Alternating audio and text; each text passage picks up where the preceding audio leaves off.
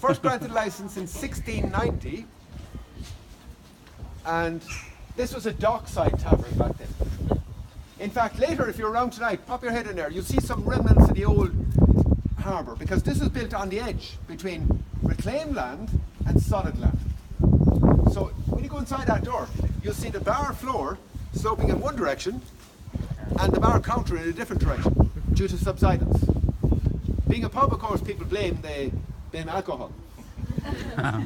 It's the opposite, in fact, because if it all levels up, head straight back home, that's what we say. And here you'll see as well, this is very common in old Irish pubs, 2 doors to go in, at least 2, normally 3. The main bar door and this side entrance. In this side entrance, you'll see little snugs. Do you know what they are? Snugs, S-N-U-G-S.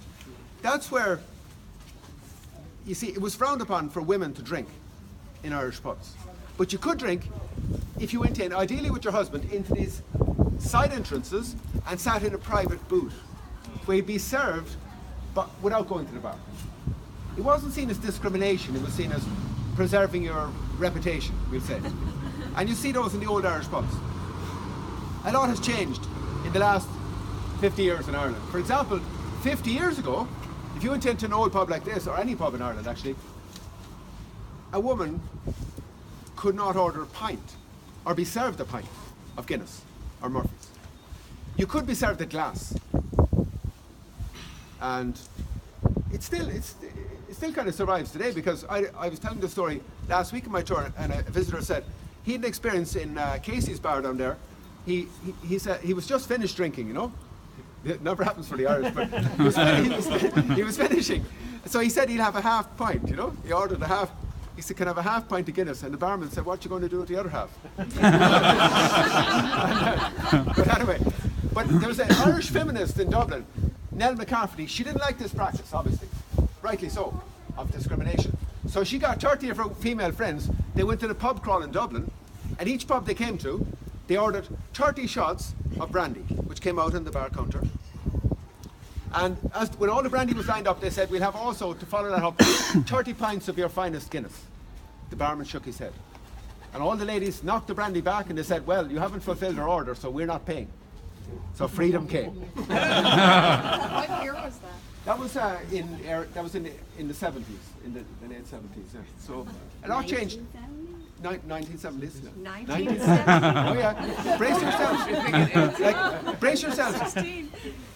This all comes from, you see, I was born in 1970, right? And there's a very interesting article. You can look it up online now. Published in the Irish Times. 10 things a woman could not do in 1970 in Ireland. And this was one of them, be served a pint. Wow. The other was to do with property ownership. If you were a multi-millionaire and you married me, all the property would be transferred to me. And I could sell it without even consulting you. So look at the smile. I know it's all. No, it's. And I remember. I wasn't smiling that way. But I remember even as a youngster, post used to come to our house, and still happens in some cases, addressed to Mr. and Mrs. Pat Maloney.